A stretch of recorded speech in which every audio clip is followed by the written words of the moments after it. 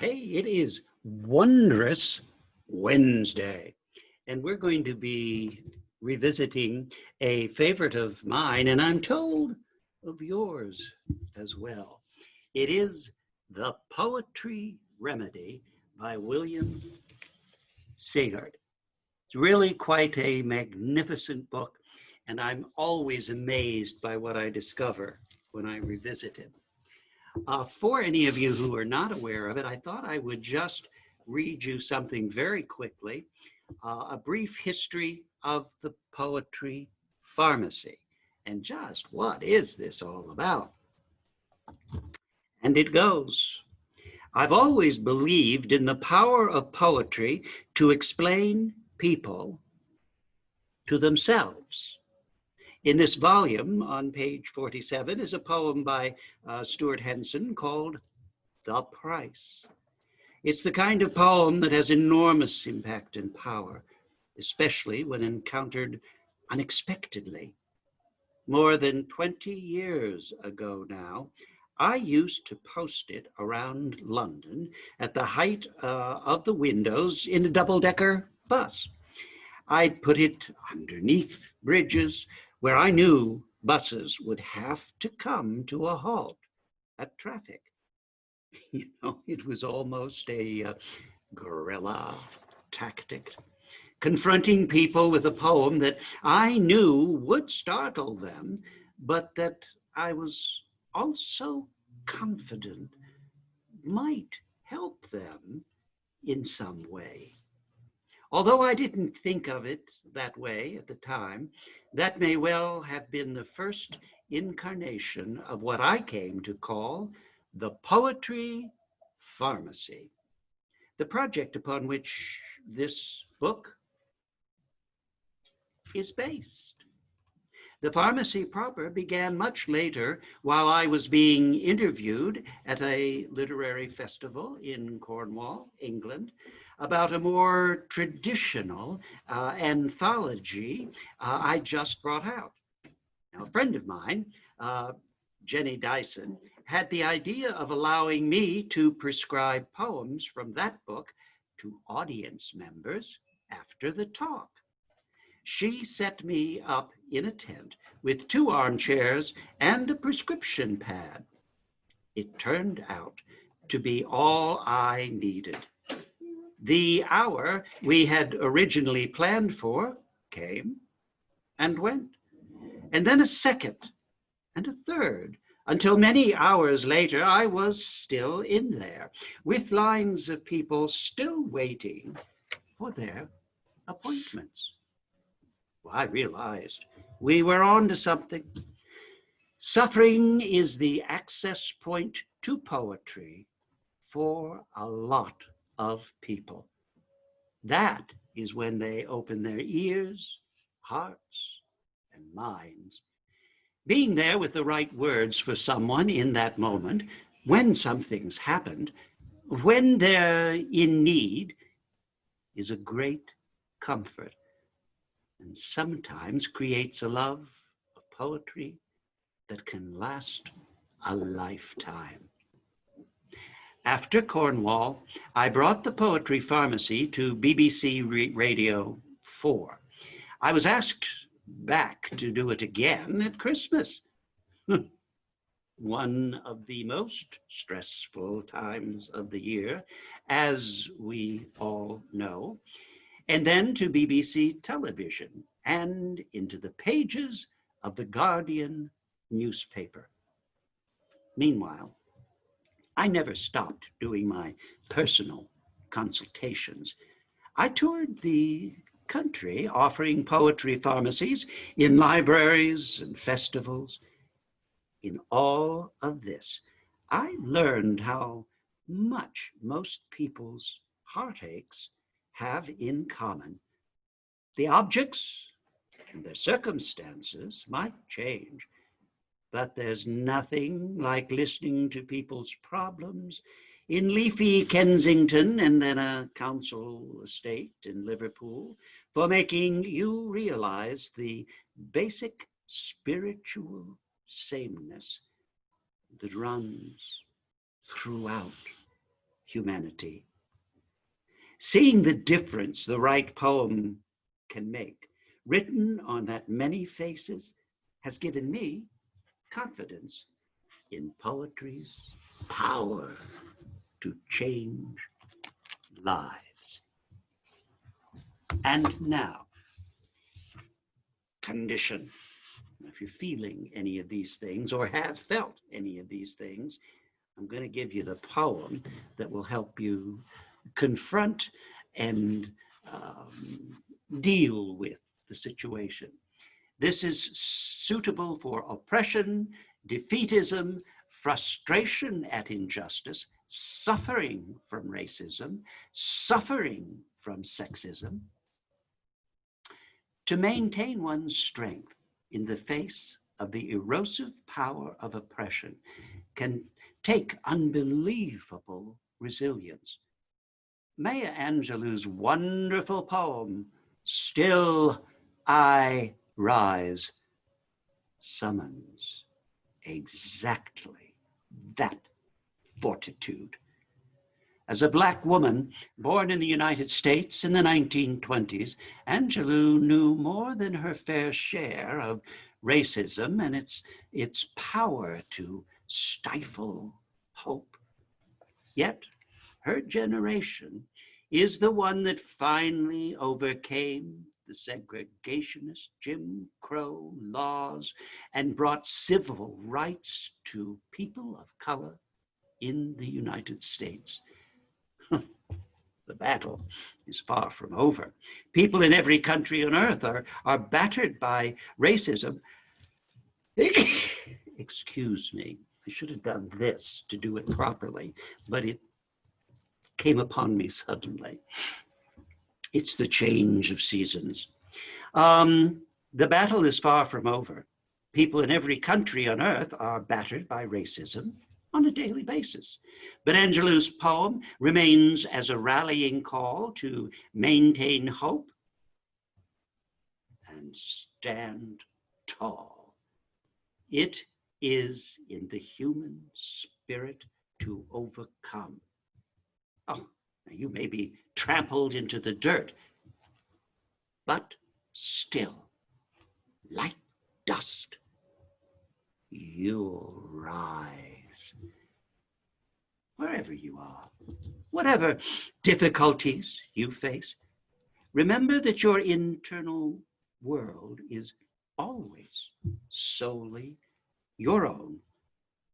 Perhaps you have been robbed of your metaphorical or even your literal treasures. Perhaps your ancestors were robbed of their very freedom.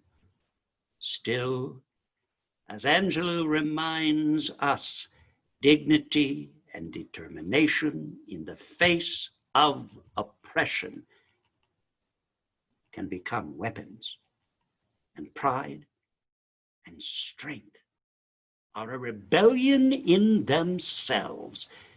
Your gold mines survive in your laugh, and your diamonds in your dance. Nobody can take those from you. And here we have, Still I Rise, Maya Angelou. You may write me down in history with your bitter, twisted lies. You may trod me in the very dirt, but still, like dust, I'll rise. Does my sassiness upset you? Why are you beset with gloom?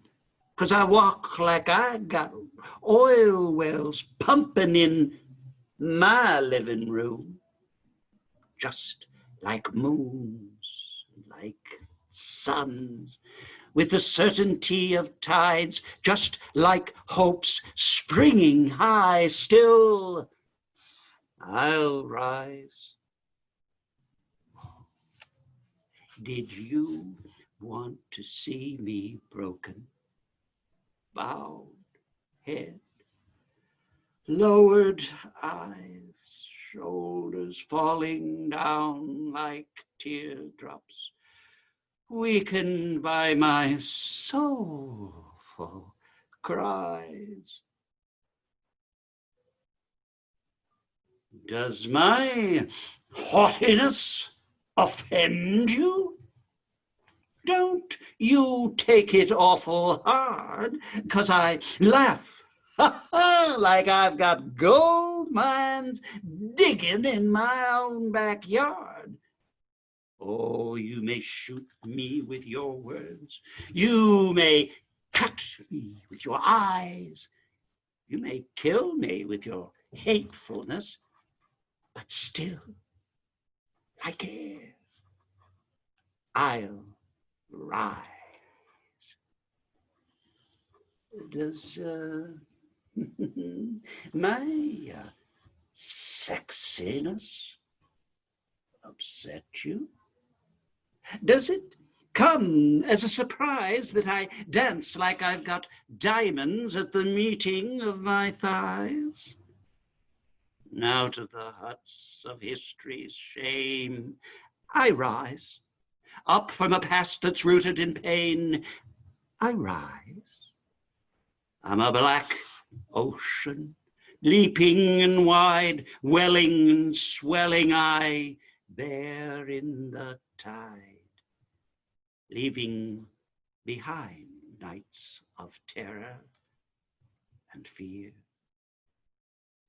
I rise into a daybreak that's wondrously clear. I rise, bringing the gifts that my ancestors gave. I am the dream and the hope of the slave. I rise. I rise. I rise.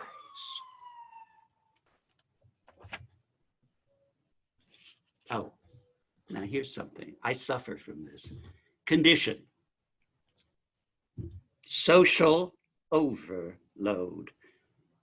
Also, the need for alone time. A number of people have come to my poetry pharmacy to talk about the same fundamental unease, a sense that they're failing to be as involved in other people's lives as they're supposed to be. Oh, they don't feel lonely or left out. In fact, they tend to be very comfortable in their own company. But they have a nagging suspicion that somehow this isn't right. They are uneasy in a world centered more and more on the expectation of constant communication and constant availability, in which no quiet moment is safe from the intrusion of electronic conversation. Now, these people think that there's something wrong with them, that if they can't handle the frenzy of chatter going on around them, or don't want to, oh, they must be somehow missing something. Are they unfriendly? Unkind? Inhuman? When I speak to people who feel this way, it's Philip Larkin I turn to. I love his poem, Best Society, because it's about the real truth of ourselves. Oh, not the image we present to the world. It's challenging, as it can prove. There's a great comfort in being alone. It gives us the chance to become our true, uncensored selves. Now, that's a very important thing to be able to do in life, and a sign of enormous emotional strength. there are people too who realize that they've so over socialized, that they've spent so little time in their own company, that they probably couldn't pick themselves out in a lineup. As soon as they unplug from the social world, they lose all sense of who they are, almost as though they don't exist unless they're being reflected back to themselves by other people. For them, this poem may act as a reminder that there is another way. A balance can be found, and a rich, solitary self is still waiting somewhere inside of them to reemerge if they will but give it a chance. Best Society by Philip Larkin. When I was a child, I thought, casually, that solitude never needed to be sought. Oh, something everybody had, like nakedness. It lay at hand, not specially right or specially wrong, a plentiful and obvious thing, and not at all hard to understand. Then, after 20, it became at once more difficult to get and more desired, though all the same more undesirable. For what you are alone has to achieve the rank of fact, to be expressed in terms of others. Or it's just a compensating make-believe. Much better to stay in company. To love, you must have someone else. Giving requires legatee. Good neighbors need whole parishfuls of folks to do it on. In short, our virtues are all social. If, deprived of solitude, you chafe, it's clear you're not the virtuous sort. Viciously then, I lock my door. The gas fire breathes. The wind outside ushers in evening rain. Once more, uncontradicting solitude supports me on its giant palm. Hand like a sea anemone or simple snail, there cautiously unfolds, emerges what I am.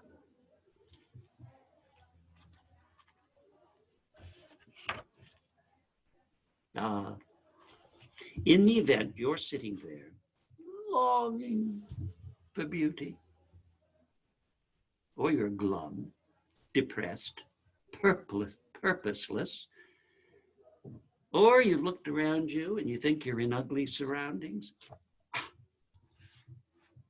let's address that.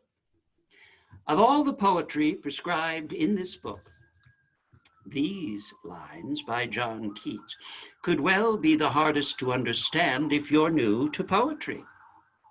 Yet, if you sit and reflect on them, and perhaps you read them out loud to yourself, you'll find you begin to understand what they are all about. You'll probably find it's something that you've often sensed for yourself, that you might find yourself wishing to seek out once more whenever you long for beauty. However gloomy and miserable your life might be, the beauty of the world is one thing you can rely on. If you can sense beauty around you, in others, and in your surroundings, you can grab onto it. It can take you from despondency to hope. Of course, depression can steal your capacity to see beauty. But as the great photographer Aaron Rose once said to me, in the right light, everything is beautiful. It's an idea I've kept with me through the years, and I've come to realize that he was completely right. Even if your surroundings are grim and brutal, even in a darkened room or right in the middle of a miserable urban expanse, you can still find beauty in the world around you.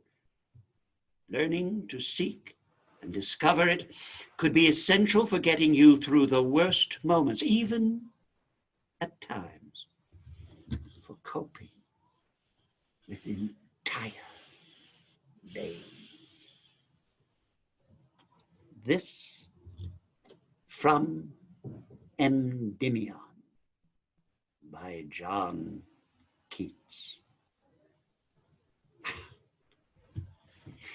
A thing of beauty is a joy forever. Its loveliness increases. It will never pass into nothingness, but still will keep a bower quiet for us, and a sleep full of sweet dreams and health and quiet breathing. Therefore, on every morrow are we wreathing a flowery band to bind us to the earth, spite of despondence, of the inhuman dearth of noble natures, of the gloomy days, of all the unhealthy and o'er-darkened ways made for our searching. Yes, in spite of all, some shape of beauty moves away the pall from our dark spirits. Such the sun, the moon, trees, old and young, spouting a shady boon for simple sheep. And such are daffodils with the green world they live in, and clear rills that for themselves a cooling covert make against the hot season. The mid-forest brake, rich with a sprinkling of fair musk-rose blooms, and such, too, is the grandeur of the dooms we have imagined for the mighty dead. All lovely tales that we have heard or read, an endless fountain of immortal drink, pouring unto us from heaven's brink. Now, for love-hate relationships, also suitable for if you find yourself in a moment of extreme turmoil, what William Carlos Williams captures in this marvelous poem is the complexity of love, the way it thrives on extremes and opposites. Love is not simple. Indeed, if it were, how much would we really feel and appreciate it? how much less fascinating love would be if it came without the bite of all those other emotions that are bound up within it. Williams shows us that love cannot be easily understood. It cannot be distilled down to a single ingredient or a single motivation. If love was simply passion, it would be here one instant, and in the next instant, it would be dead. Similarly, love cannot be simply pain, or we wouldn't hang on to it as we do. Instead, love is an alloy of all that anguish and passion and joy that we plow into it. Anyone will tell you that if you stay in a relationship for a lifetime, it will involve love, plenty of it, but also a substantial amount of hate. Oh, and not just hate, but all its younger siblings too. Doubts, frustrations, annoyances, long silences, and loud clashes. Marriages, or marriage-like commitments, aren't meant to be easy. But if they were, they wouldn't be a challenge or an achievement. But I think we can take something from this poem to make the challenge easier to overcome. What Williams shows us so beautifully here is that the pain and the difficulty isn't inimical to love. It is intrinsic to it. Without pain, there would be no love for us at all. Instead of running away from the difficulties of love, or taking them as evidence that, oh, the relationship just isn't meant to be, we can comfort ourselves with the idea that pain is the yang to passion's yin. And as in any marriage, it is through their opposition that they find balance. Love. William Carlos Williams. Love is twain. It is not single, gold and silver mixed to one. Passion 'tis, and pain which mingle, glistering then for aye undone. Pain it is not. Wandering pity dies or ere the pang is fled. Passion 'tis not. Foul and gritty, born one instant dead. Love is twain, it is not single. Gold and silver mixed to one. Passion 'tis, and pain which mingle, glistering then for aye undone. One-sided love. Now there's something for you. Crushes, creative, inspiration. One-sided love. That strange, elated agony will be familiar to most of us. Indeed, unrequited love tends to be the first taste of romantic love that any of us experiences. But whether you're a teenager pining in your bedroom, or a grown adult still longing for what you can't have, the pain, it's still the same. And so is the inspiration. I think it was Yeats who said, "Only an aching heart conceives a changeless work of art. Love's tribulations are what leads us to the finest human expression, the most memorable, perhaps the most anguished, but ultimately the art that will endure. The art that will touch people in the same place that you are hurting right now, and that might just show them the beauty in their pain. And although it's true that heartbreak can be the impetus for dazzling works of creativity, the work of art doesn't have to be an epic poem or a masterpiece fit for a gallery. It could simply be a prompt toward self-examination. The push we need to really look at ourselves and ask, what is it that I'm looking for? What is it about this person that I think I need so terribly? Not all love is selfless. In fact, it seldom is, at least at the beginning.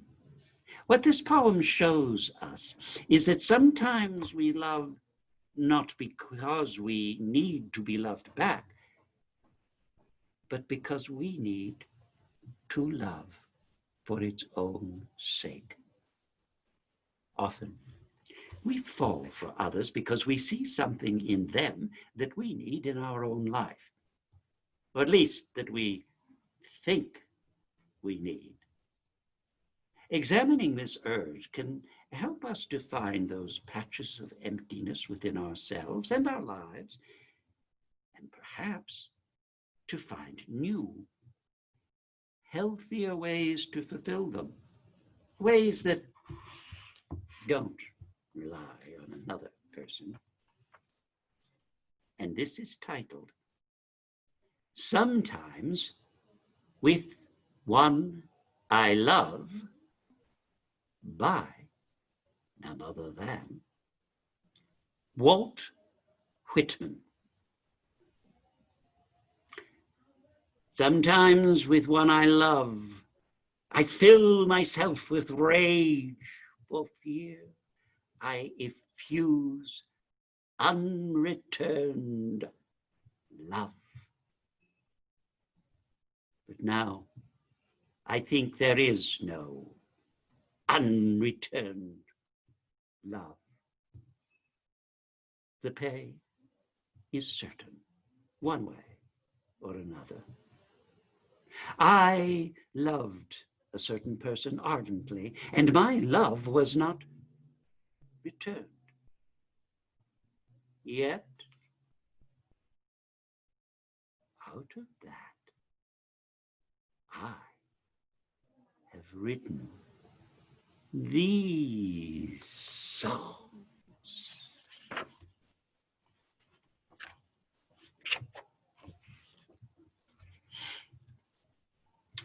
Complacency in love, skewed priorities, low self-esteem, self-loathing, unappreciativeness.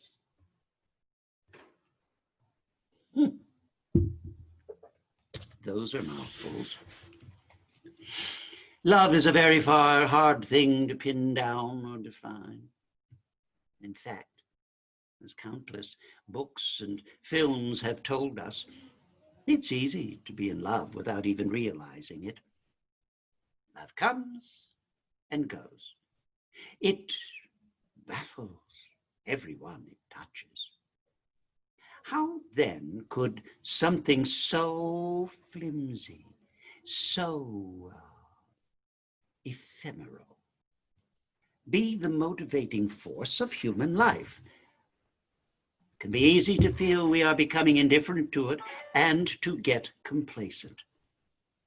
And yet, like the speaker of Edna St. Vincent Millay's sonnet, love is not all. We prove time and again that love is more dear to us than anything else. We value the love that we feel more than we value our own lives.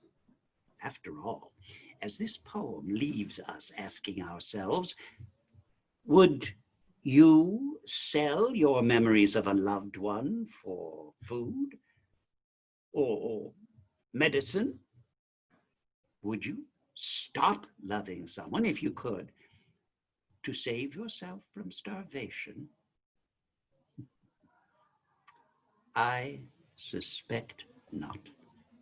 Not the least part of love's, at the times, confounding importance in human lives is its disregard for material things. It is one of very few resources that are available equally to rich and to poor, to the weak and the strong. We all know the cliche of the billionaire who would give up everything if only his lost love would come back to him. Those of us who have love are, in a very real way, richer than he is. Oh, I would add, though, that it is not only the sheer value of love for others that we need to recognize and remember, but also love of ourselves. Above all, when we are in our deepest depths. Frequently, when we are feeling at our gloomiest, it is because we have forgotten our capacity for loving those around us. And that forgetting all too often stems from an initial loss of self-love. Hold on to both. Oh, and we'll find that everything else is a lot less important than it seems.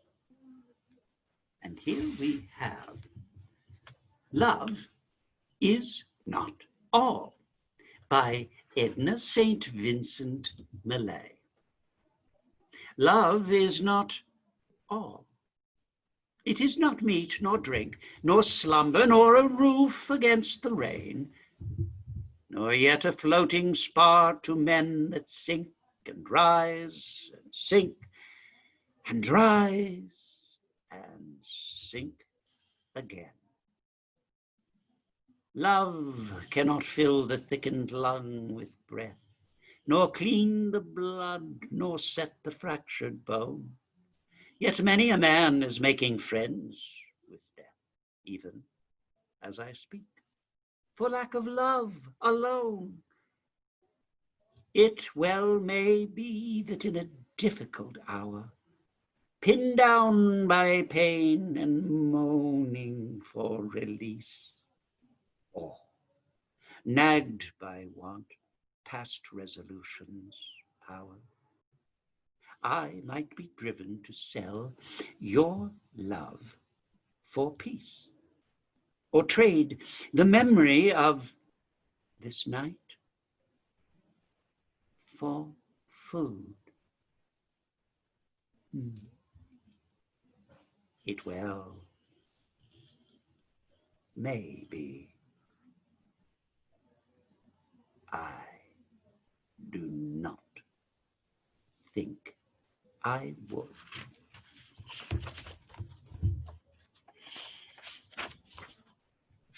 And heartbreak, place we've all been at one time or another, breakups, romantic obsession, overreaction to loss. Duncan Forbes' Recension Day is not the sort of poem that is going to envelop you in feelings of warmth, hope, and possibility. Sometimes poems like that do no good at all. When your heart is broken, there's no point presuming that one simple thought, one simple, beautiful poem will undo the anguish. Problem with anguish is that it comes in unpredictable tides. One moment you may be surviving, even happy. The next, the current has caught you and you're swimming for your life. The journey from bleakness of heartbreak to full recovery is long and arduous, and it is far from straight. One element of the grief associated with love is facing up to the absolute enormity of loss. There's nothing trivial about true heartbreak. It is a sort of grief, because something that had been fundamental to your life until that moment has died. This poem is one of the most profound expressions of that feeling.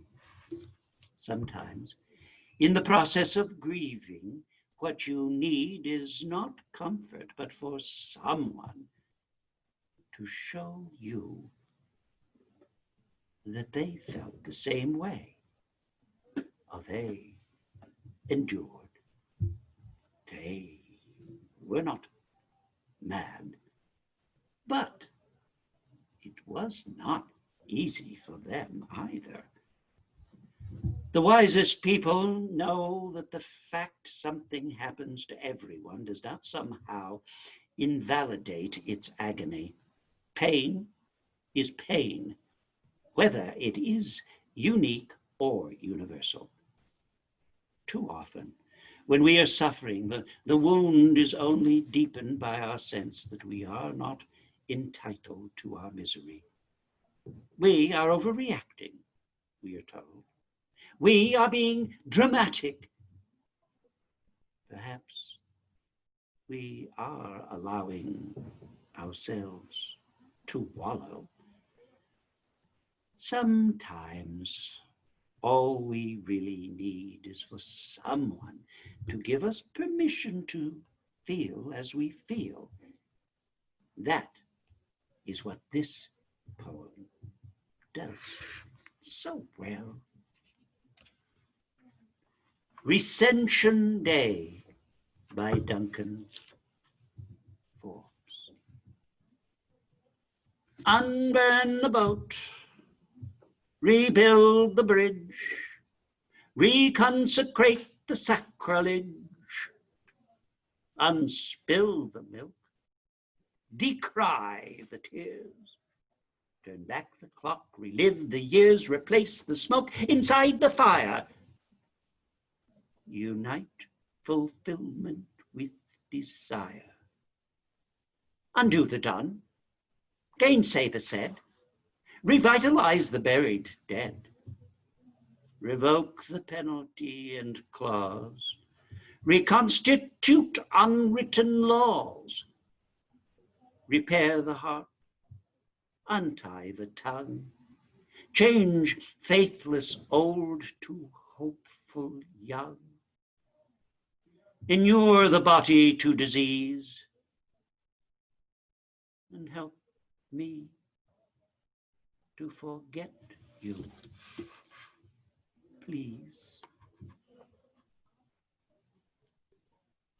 And in bereavement, extreme grief, mourning, dealing with the death of a person you relied on is one of the toughest challenges any of us ever face.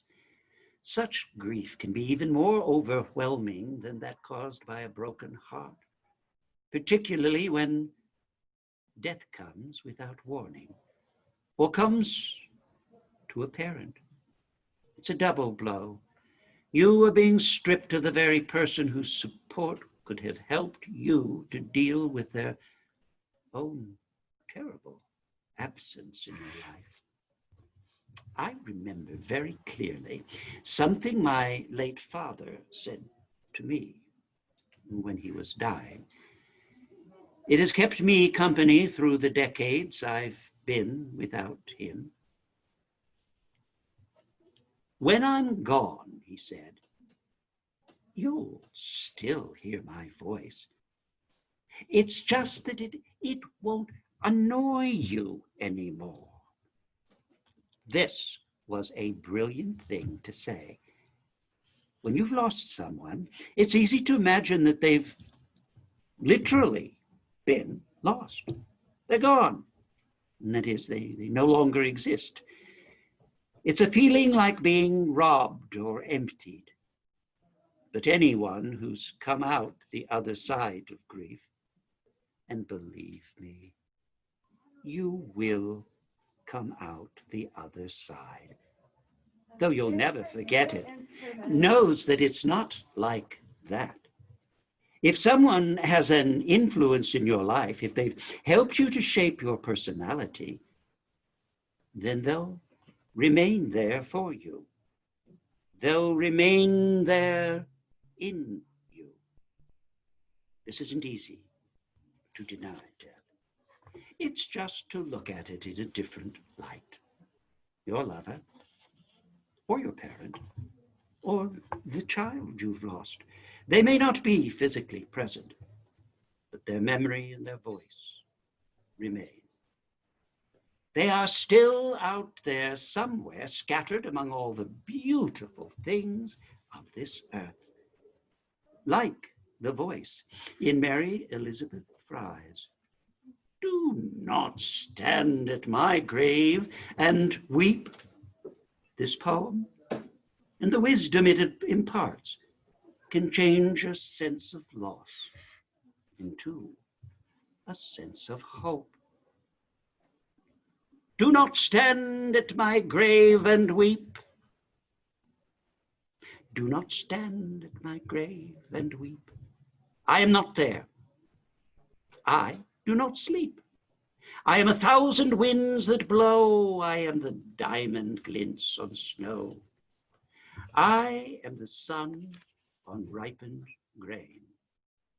I am the gentle autumn rain. When you awaken in the morning's hush, I am the swift, uplifting rush of quiet birds in circling flight. I am the soft starlight at night. Oh, do not stand at my grave and cry. I am not there. I did not die. And finally, one of my favorite poems, Failure to Live in the Moment. When we've all been told to live in the moment before, it's become something of a catchphrase of the self-help culture. But just as with so many other seemingly simple pieces of advice, it can be very hard to know what living in the moment actually means and what it might look like.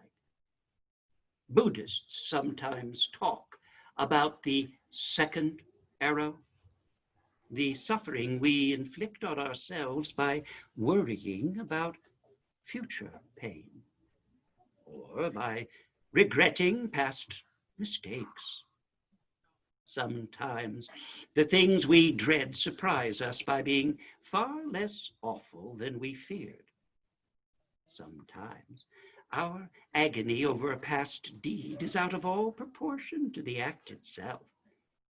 In such cases, it may be our thoughts and not the reasons for them that do the most damage.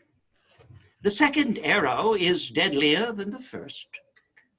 Evidently, we need to learn to avoid shooting that second arrow at all. This, Mark Doty tells us, is where the golden retrievers come in. Balm, squirrel, pond. These are the ways that dogs navigate the world. Their day-to-day experience is exactly that, experience. If we could let the average well-looked-after dog teach us how to live as it does, to bounce from excitement to excitement without ever pausing for analysis, perhaps we could be as joyful as it is. Tomorrow, if that's what you call it, can wait until tomorrow. Granted, living like a dog full time might not exactly be convenient, But for a few minutes, for the length of a walk, surely we can respond to the rallying call, the zen bow wow of the golden retriever. For that long, at least. And this final poem, Golden Retrievers by Mark Doty. Fetch balls and sticks, capture my attention, seconds at a time. Catch. Oh, I don't think so. Bunny. Tumbling leaf. A squirrel who's, oh joy, actually scared, sniff the wind, then I'm off again. Muck, pond, ditch residue of any thrillingly dead thing. And you, either you're sunk in the past, half our walk, thinking of what you never can bring back, or else you're off in some fog concerning tomorrow. Is that what you call it? My work, to ensnare time's warp. Ha ha, and woof, retrieving my haze-headed friend, you, this shining bud, a Zen master's bronzy gong calls you here entirely now.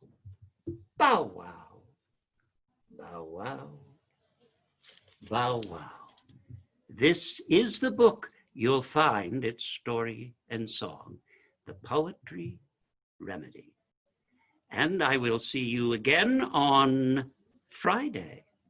Till then, enjoy the rest of the week.